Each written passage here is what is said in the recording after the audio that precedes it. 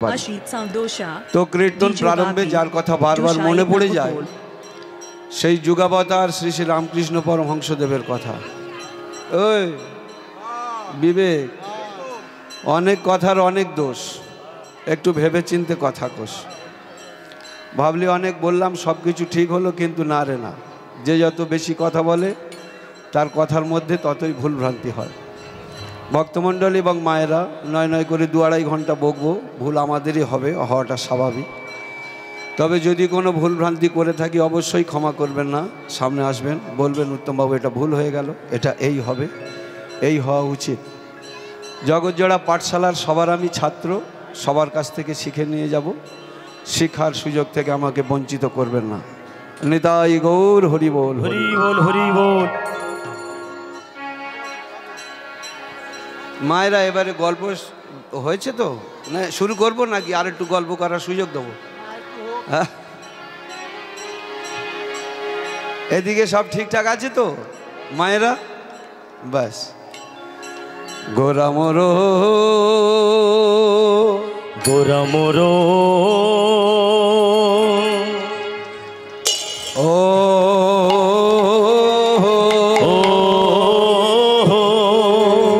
গোরা মোরো ও গুনেরো গুনেরো ও ও ও হে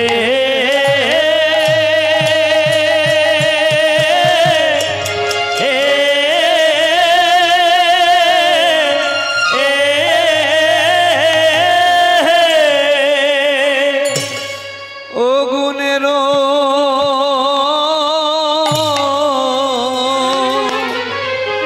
ও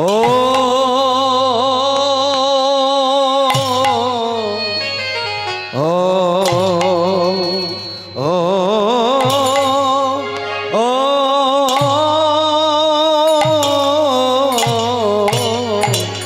ও গুনেরো গুনেরো গুনেরো ও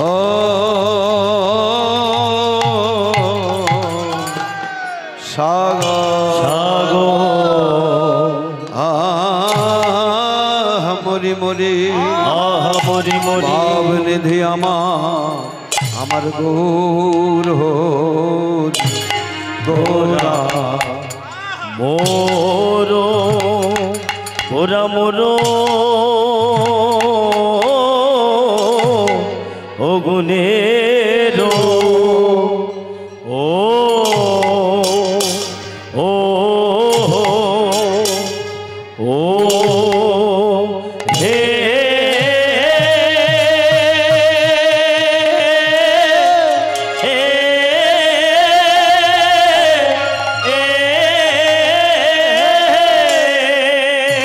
ও গুনেরো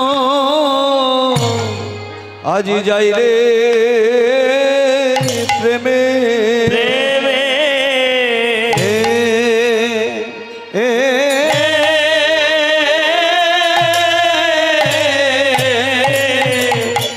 যাই রে প্রেমে মালাই যাই রে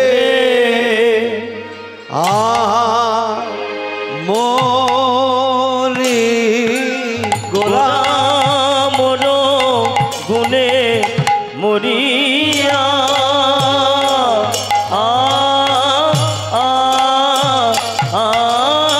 রে আজ যাই রে প্রেমে যাই রে প্রেমের বালায় যাই রে মরি গোরা মনো গুনে মরিয়া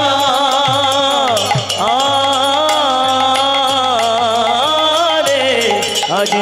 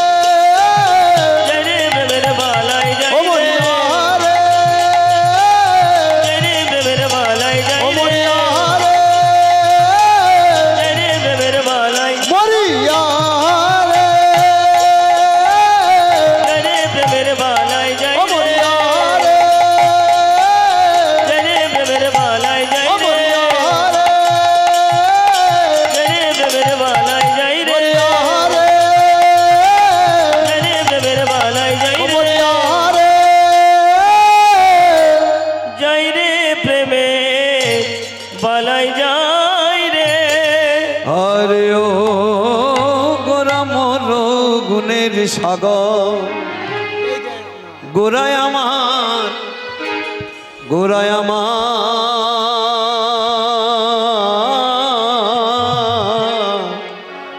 দেখো গুণের সাগর।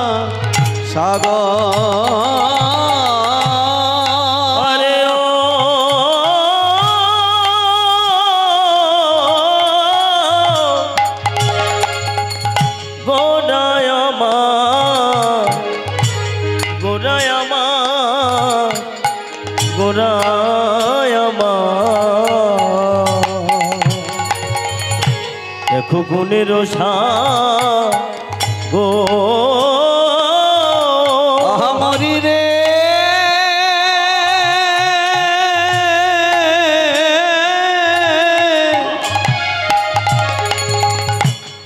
আমার গোরা হলো দয়ার সাগর।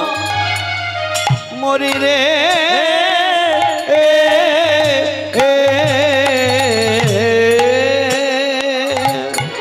ওই প্রেমের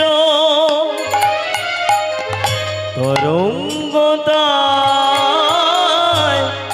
ওঠে নিরন্তর।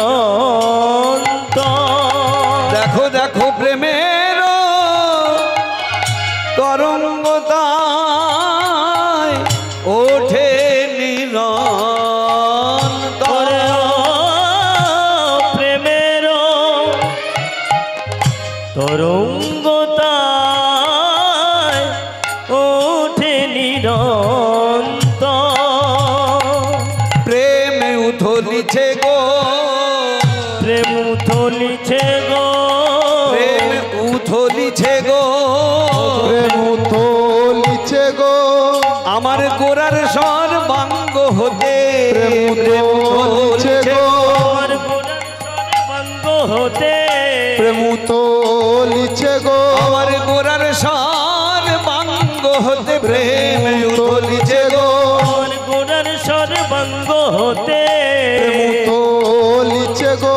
দেখো হবে না কেন গো, হবে না কেন গো, হবে না কেন গো, হবে না কেন গো, ব্রজের কানাই সেজেছিলে, হবে না কেন গো, সেজে ব্রজের কানাই এসেছিলে, হবে না কেন গো, ও সে কালো বরণ ছেড়ে দিয়ে, হবে না কেন গো, হবে না কেন গো, বলো হবে না কেন গো, সে যে সচ্চিদানন্দ ঘন, হবে না কেন গো, সে যে সচ্চিদানন্দ ঘন, হবে না কেন গো, ও সে সচ্চিদানন্দ ঘন, হবে না কেন গো, দেখো সেই তো এসেছে, সেই তো এসেছে, দেখো সেই তো এসেছে, দেখো এই তো এসেছে, আমার ব্রজের কানাই ছিলেন যিনি, সেই তো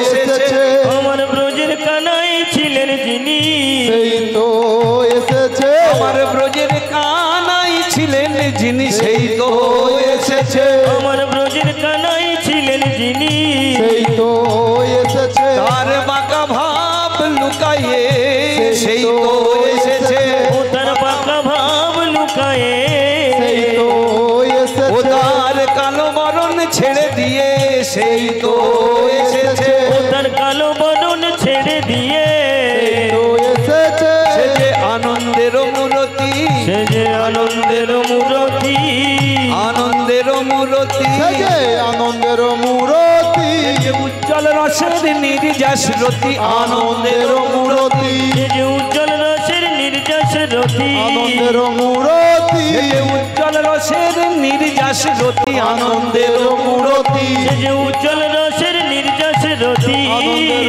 মূরতি, আমার রাধা কৃষ্ণ একাকৃতি, আনন্দের মূরতি, আমার রাধা কৃষ্ণ একাকৃতি, আনন্দের মূরতি, আমার রাধা কৃষ্ণ একাকৃতি, আনন্দের মূরতি, আমার রাধা কৃষ্ণ একাকৃতি, আনন্দের মূরতি, আমার রাধা কৃষ্ণ একাকৃতি, একাকৃতি আনন্দের মূরতি ও যে রাধা কৃষ্ণ একাকৃতি আনন্দের মূরতি যে রাসবিলাসের পরিণতি আনন্দের মূরতি ওই রাসবিলাসের পরিণতি আনন্দের মূরতি ওই রাসবিলাসের পরিণতি আনন্দের মূরতি ওই রাসবিলাসের পরিণতি আনন্দের মূরতি ওই রাসবিলাসের পরিণতি আনন্দের মূরতি ওই রাসবিলাসের পরিণতি আনন্দের মূরতি ওই রাসবিলাসের পরিণতি আনন্দের মূরতি ওই রাসবিলাসের পরিণতি আনন্দের মূরতি ওই রাসবিলাসের পরিণতি আনন্দের মূরতি সেই তো এসেছে প্রেমের তরঙ্গতায় ওঠে নিরন্তর ওঠে নিরন্তর। জয় রাধে জয় রাধে। চৈতন্য চরিতামৃতে কবিরাজ গোস্বামী পাদ চৈতন্য চরিতামৃতের পাতায় কলম দিলেন। অনারপিত চরিং চিরাত করুণায় অবতীর্ণ কলৌ সমর্পয়তু উন্নত উজ্জ্বল রসং সভক্তি শ্রিয়াম হরিপুরাট সুন্দর দূতি কদম্ব সন্দীপিত সদা হৃদয় কন্দরে স্ফুরতু শ্রী সচিনন্দন। হরি বল হরি বল হরি বল। যাহা কোনো কালে যাহা কোনো যুগে যাহা কোনো জীবে মিন কুর্ম বরাহ নৃসিংহ বামন পরশুরাম বলরাম বুদ্ধ অবতারে অর্পণ করেন নাই, আমাদের ন্যায় কলিহত জীবের মলিন দুর্দশা দর্শন করে আবন ভজন সম্পদ গোলকের সেই নিত্যলীলা নিগুড় রস জীবের দ্বারে দ্বারে সেদে দেবার সংকল্প করলেন। প্ল্যানটা হলো দাপর যুগে পরিকল্পনা। দাপর যুগে কি হে রাধে, পরিকল্পনাটা কি? হে রাধে, তুমি যে আমায় ভালোবাসো, সেই ভালোবাসার টানে আমি তোমার কাছে ঋণী হয়ে গেলাম, আর সেই ঋণ শোধ করবার জন্য আমাকে কলিযুগে যেতেই হবে, না হলে আমার অনেক অনেক কিছু ব্যর্থ হয়ে যাবে। তাই রাধারানীর প্রেম ঋণ শোধ করবার জন্য ভগবান আসা। আর একটা হলো জীবের দ্বারে দ্বারে হরিনাম প্রচার করবে, কারণ সত্যযুগে অস্ত্র ধরেছিলাম শান্তি পাইনি, ত্রেতা যুগে অস্ত্র ধরেছিলাম শান্তি পাইনি। সবাই আমার কাছে ঠিক স্বতঃস্ফূর্তভাবে মন খুলে আমার সঙ্গে আসতে পারলো না, আমার কাছে আমার সঙ্গে দেখা করতে পারলো না, বুকে বুকে আলিঙ্গন করার যে একটা অদম্য ইচ্ছা ছিল সেটা হয়নি আমার। তার কারণ কি? বোধহয় চক্র টক্র হাতে ছিল, অস্ত্র টস্ত্র ছিল। দেখবেন যারা সমাজে এই একটুখানি সবসময় আর কি বোমা পিস্তল ইত্যাদি ইত্যাদি নিতে ভালোবাসে, হাতে করে নিয়ে ঘুরতে ভালোবাসে, যে কোনো সভ্য সমাজের মানুষ দেখবেন এই গণেশ ওই ছেলেটার সঙ্গে মিশিস নি, ছেলেটা রাত দিন বোম পিস্তল এটা ওটা নিয়ে ঘাঁটাঘাঁটি করে, ওই চাকু ফাকু নিয়ে ঘোরে, ওর সঙ্গে একদম মিশবি না। তাহলে সমাজ তার সঙ্গে মিশতে বারণ করে দেয়, তাই না? ভগবান সেইটা নিজে নিজে কল্পনা করে নিলেন যে হয়তো আমার হাতে অস্ত্র ছিল, সত্যযুগে অস্ত্র ছিল, ত্রেতা যুগে অস্ত্র ছিল, দাপরেও অস্ত্র ছিল, তবে অস্ত্রের প্যাটার্নটা একটু কমিয়েছিল। সত্যযুগে শঙ্খচক্র গদা ইত্যাদি ইত্যাদি ছিল, ত্রেতা যুগে ধনুর্বাণ মানে কমিয়ে একটা করলো, দাপর যুগে কি করলো আরও কমাতে থাকলো, মানে চক্রটা একটু গোপন রাখলো আর বাঁশিটা সামনে আনলো। বাঁশিটা সামনে আনলো কেন? মানে একটু গান বাজনা শোনাবো, যদি ভক্তদের ভালো লাগে আমার কাছে আসবে, একটু মন জয় করব। কিন্তু ব্যাক সাইডে ওই চক্রটা রেখেছিলেন, বুঝলেন? ব্যাক সাইডে চক্রটা রেখেছিলেন, মানে যদি সেরকম কিছু ভাবগতিক দেখি তো ওটা বের করব। হ্যাঁ, ওটা বের করে একটুখানি শুটশাট করার চেষ্টা করবো আর কি। তাহলে এই কারণে তবুও একটা যেহেতু চক্র ছিল, ঠিকমতো ভগবান দেখলেন যে এই চক্র রাখার কারণে বোধহয় আমার কাছে আসতে পারলো না। তাই ভগবান কি করলেন? বলছে এইবারে অস্ত্র ছেড়ে দিয়ে দেখি কি হয়। তাহলে অস্ত্র ছেড়ে দেওয়া মানে আমাকে কেউ দেখে ভয় পাবে না, তাহলে অস্ত্রটা ছেড়ে দিয়ে দেখি কি হয়, আমার কাছে কেমন করে আসে। তাই ভগবান অস্ত্র পরিত্যাগ করবার সংকল্প নিয়ে দুটো বাহু তুলে ফুল সারেন্ডার। এই যে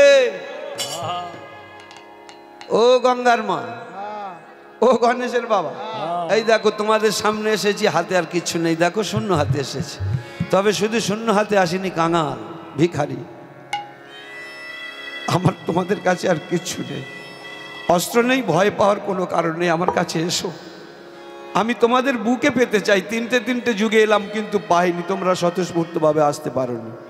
বিশ্বকবি রবীন্দ্রনাথ ঠাকুর লিখছে, ঠাকুর কবিগুরু, আমাদের যে কবিগুরু গো ঠাকুর, তুমি কি আর এমনি অস্ত্র ছেড়ে এসেছো? তোমাকে আসতে হবে বারবার, এই মানুষের কাছে বারবার আসতে হবে। কেন জানো? মানুষের কাছে এলেই তবে তোমার প্রেম আনন্দ।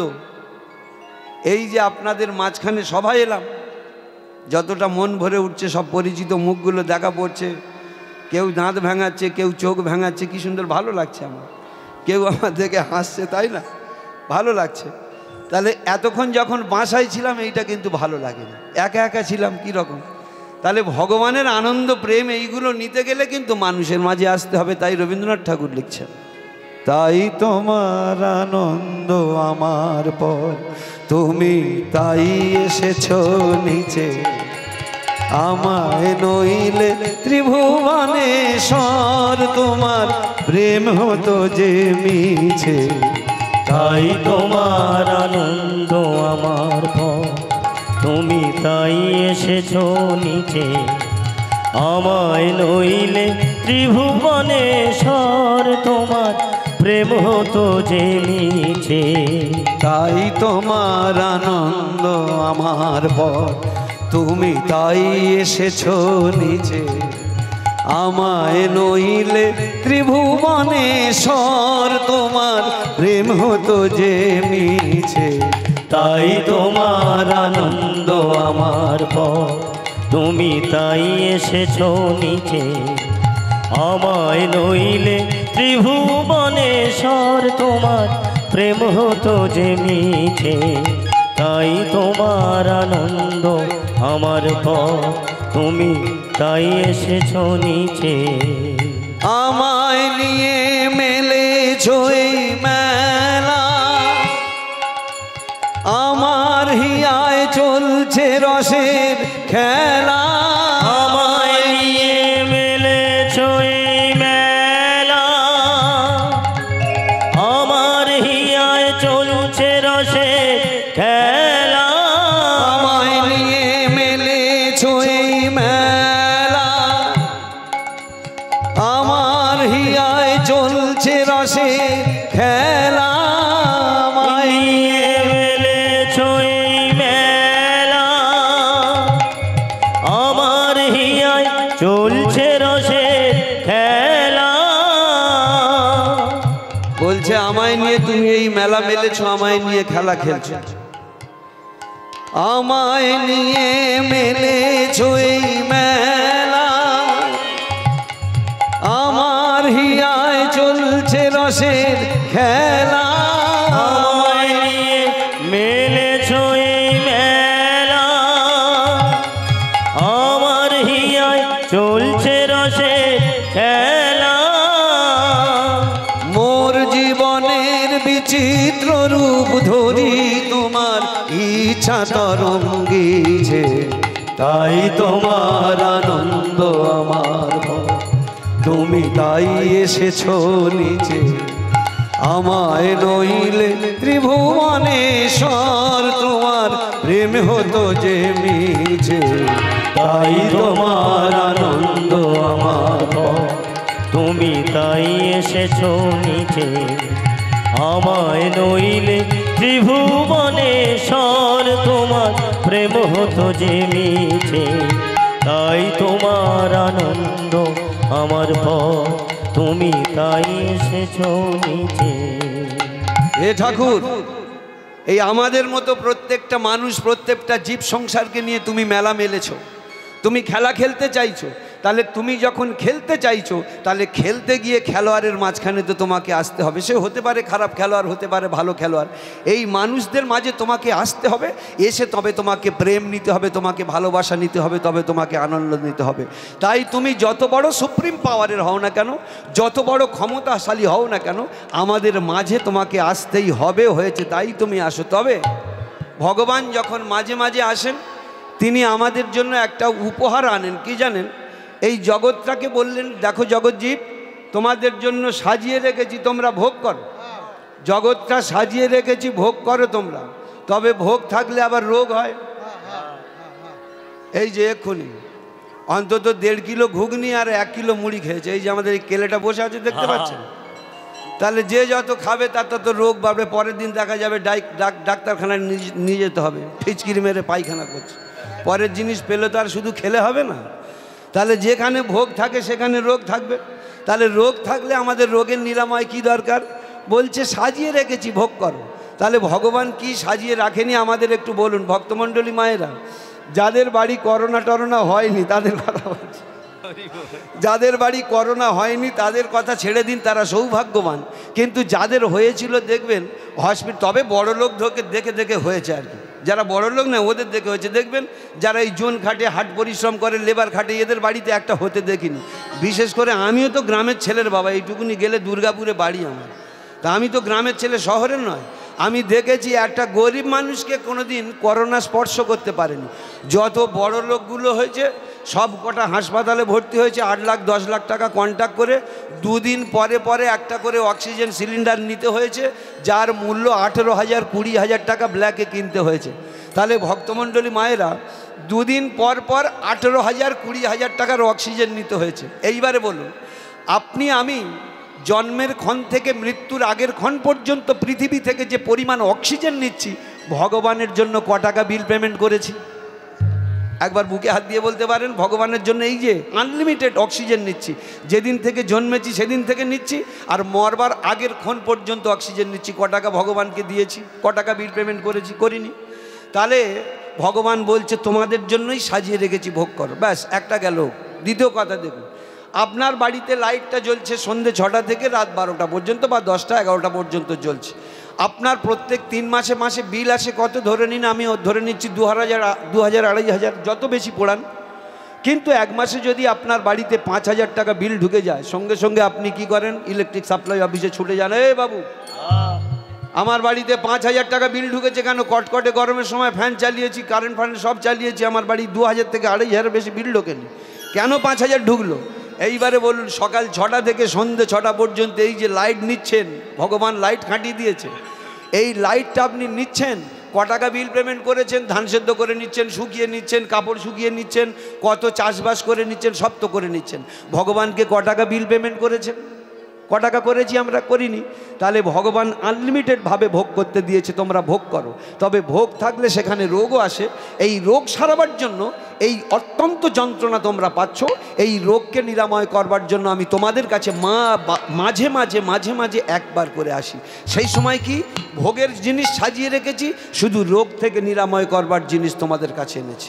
রোগ থেকে নিরাময় করবার জিনিসটা সত্যযুগে কি ছিল? তপস্যা। মানুষের পরমায়ু কত ছিল?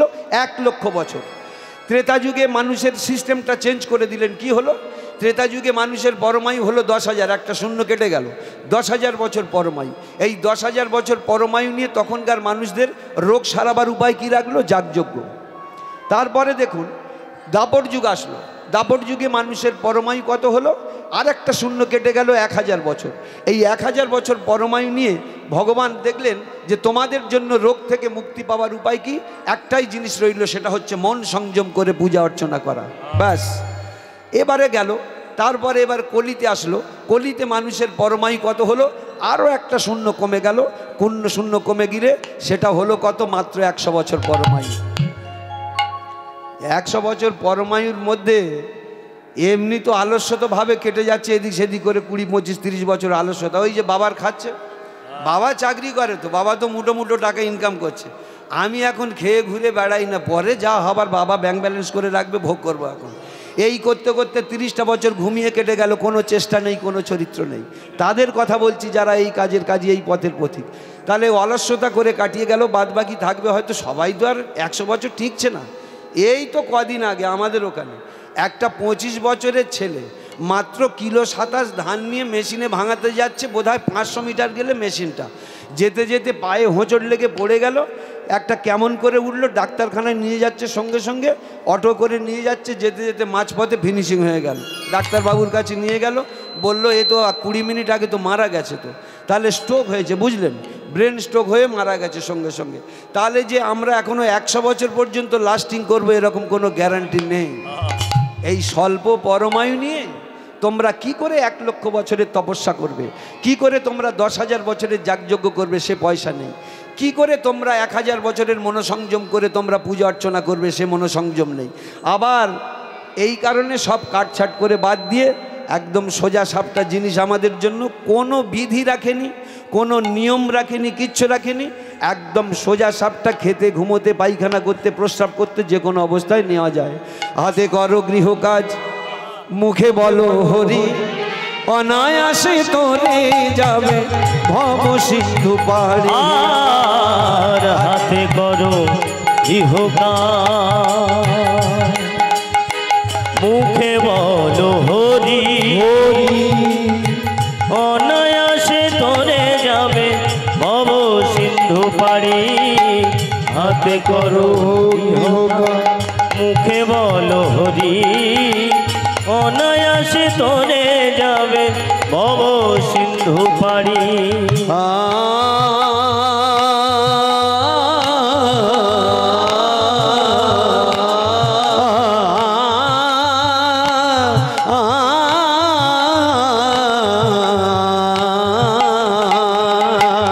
হাতে করো গৃহকাজ, মুখে বলো হরি, অনায়াসে তোরে যাবে ভব সিন্ধু পাড়ি।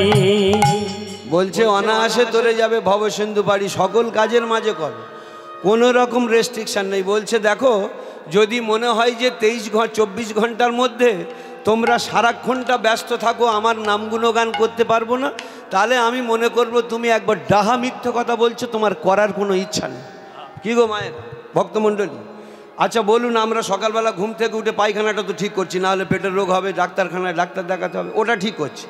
আবার খিদে পেয়েছে খাচ্ছি, ঘুমানোর সময় ঘুমাচ্ছি, সংসার চালাতে হবে, কাজকর্ম করছি। তাহলে সব যদি হয় আর ভগবানের নাম গুণগান করবার জন্য বলছে এইটা শুধু তোমার অজুহাত, বলে তাহলে জানবো তুমি ডাহা মিথ্যে কথা বলছো। তবে কি করলেন তিনি? এটাও সিদ্ধান্ত দিয়েছেন, কলির জীব, অন্নগত প্রাণ, স্বল্প পরমায়ু। তোমরা এক কাজ করো, তোমাদের ওই সারা দিন ধরে আমার হরিগুণগান করতে হবে না। কেন? যারা কর্ম বাদ দিয়ে সারা দিন ধরে পড়ে বসে বসে শুধু আমার নাম গুণগান করে, আমি তাদের মুখ দেখলে যতটা প্রসন্ন হই, এর থেকে অধিক বেশি প্রসন্ন হই কাদের মুখ দেখলে জানো? যারা মাথার ঘাম পায়ে ফেলে অক্লান্ত পরিশ্রম করতে করতে স্ত্রী, পুত্র, বন্ধু বান্ধব, আত্মীয় স্বজন সবাইকে ভরণ পোষণ করে সবার সঙ্গে সম্পর্ক ঠিক রেখে মাত্র 15টা মিনিটের জন্য আমাকে দেয়, তাদের মুখ দেখলে আমি অধিক সন্তুষ্ট হই।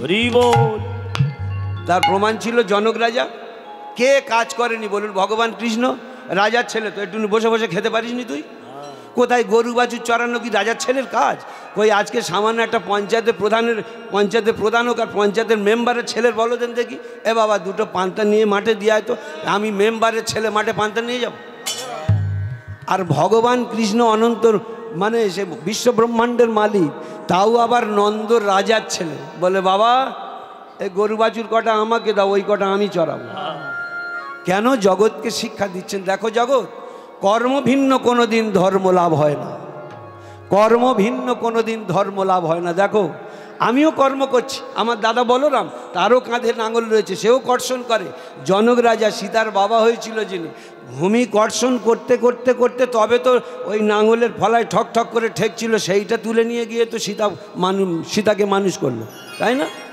তাহলে এরা জগৎকে দেখাচ্ছে, দেখো জগৎ, পাঁকের মধ্যে থাকো, সংসারের মধ্যে থাকো, কিন্তু তোড়া মাছ যেমন পাঁক গায়ে লাগে না, ঠিক এইরকমভাবে চলতে হবে। জনক রাজা যিনি সীতার বাবা হয়েছিল, ব্রহ্মাণ্ড যার বসে সেই যার বসে, তাকে আমি কন্যা রূপে পেতে চাই। ব্রহ্মাণ্ড কার বসে? ব্রহ্মাণ্ড ভগবান কৃষ্ণের বসে। আর কৃষ্ণ কার বসে? কৃষ্ণ রাধার বসে। বলছে তাকে আমি কন্যা রূপে পেতে চাই। ভক্তমণ্ডলী মায়েরা তাই তো কন্যা রূপে পরস্পর পেয়ে পেয়ে আসছে তো, হ্যাঁ?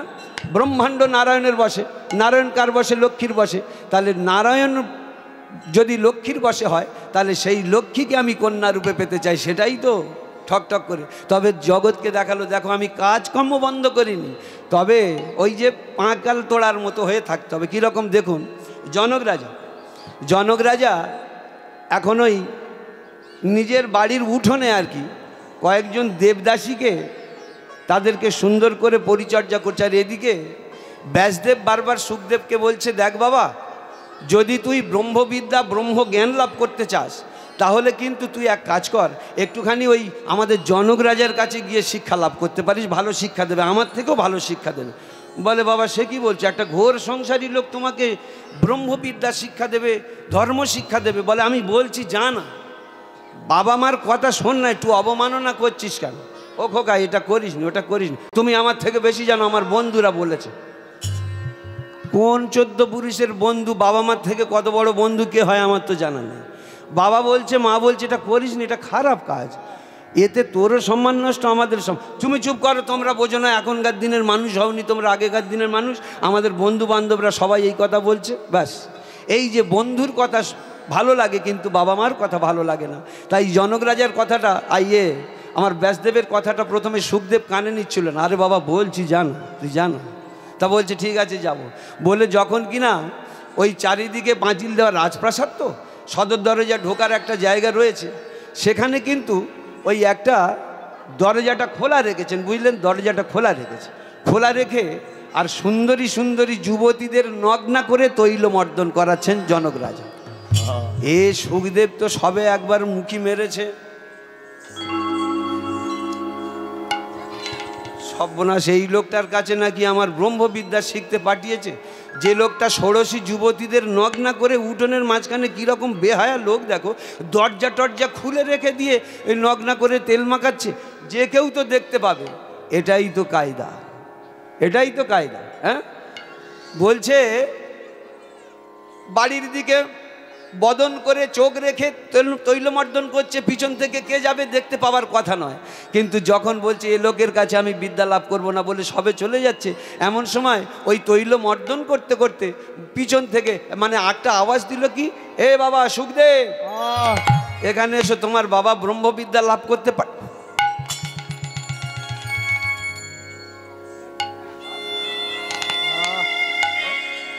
এই লোকটার কি পিছনে চোখ টোক আছে না কি বলে? আমি তো এই দিকে রয়েছি পিছনের দিকে, আর উনি তো সামনের দিকে, ওদিকে চোখ করে তৈলমর্দন করাচ্ছে। তো যাকে লোকটা তাহলে মনে হয় বাবা বলেছিল না, বোধহয় একটুখানি পাওয়ার টাওয়ার আছে, দেখি যাই একবার। এই বাবা বসো বসো বসো, তোমার বাবা আমার কাছে পাঠিয়েছে তো ব্রহ্মবিদ্যা লাভ করতে। আরে বাবা বসো, ভালো করে তৈলমর্দন করেই যাচ্ছে। এইবারে করে টোরে বলছে, তোমার মনে মনে কি হলো যে আমি এই ষোড়শী যুবতীদের কেন তৈলমর্দন করছি জানো? এরা হচ্ছে আমার দেবতার দাসী, দেবদাসী এরা। তাহলে একটা দেবদাসী আমার ভগবানকে নৃত্য করে দেখাবে, আনন্দ দেবে, আমার ভগবানের সেবা দেবে, তাহলে সেই সেবা পেয়ে আমার ভগবান আনন্দ পাবে। তাই সেই দাসীকে কতটা সযত্নে তাকে সেবা দিতে হবে, সেই সেবাটা তো আমি দিচ্ছি। কারণ ভগবান তিনি গ্রহণ করবেন, এদের নৃত্য দেখে শান্তি পাবেন, এদের সেবা পেয়ে শান্তি পাবেন, তাদেরকে কতটা তৈরি করে আমায় দিতে হবে, তাই কারণে এদের সেবা দিচ্ছি।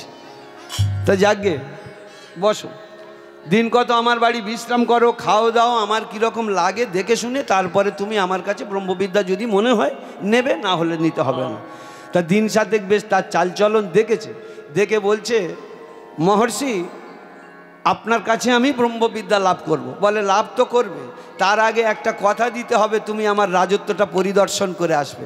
তা বলছে ঠিক আছে যাব, পরিদর্শন করে আসবার পরে কিন্তু আমি তোমাকে দীক্ষা দেব। বলে ঠিক আছে। পরের দিন যখন পরিদর্শন করতে যাবে, আমার জনক রাজা কি করেছে, একটা বাটি তৈল পূর্ণ করে দিয়েছে।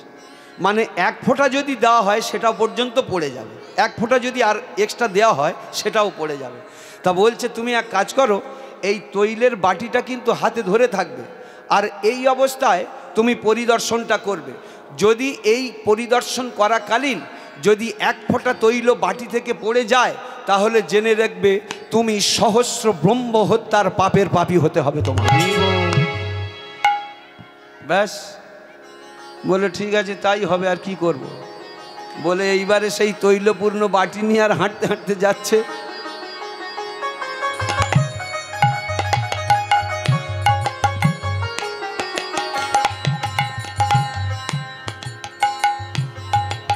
সারাদিন পরে ঘুরে এসেছে, কতটা দেখেছো বাবা, আমার রাজত্বের কতটা তুমি পরিদর্শন করেছো। বলছে পরিদর্শনটা করব কি করে, তুমি যা আমার বিধিবিধান দিয়েছো আমি করবোটা কি করে। বললো কেন? বলে বড় জোর হয়তো 500 মিটার ঘুরতে পেরেছি, এর বেশি পারিনি। বলে কারণটা কি? ওই যে তুমি বলেছো না বাটি থেকে যদি এক ফোঁটা তৈল পড়ে যায় আমাকে সহস্র ব্রহ্ম হত্যার পাপের পাপী হতে হবে। সারাদিনটা শুধু তো বাটির দিকে লক্ষ্য করে আমার কেটে গেল। বলে বাবা এই যে প্রথমে তুমি আমায় সন্দেহ করেছিলে না, এই কারণেই তোমার বলছি। এবার একটা দুর্বোধ্য কথা বলি, শোনো। গুহ্য দ্বারে করে চুম্বন চোষণ তবু রায় রামানন্দের নির্বিকার মন। গুহ্য দ্বারে করে চুম্বন চোষণ তবু রায় রামানন্দের নির্বিকার মন।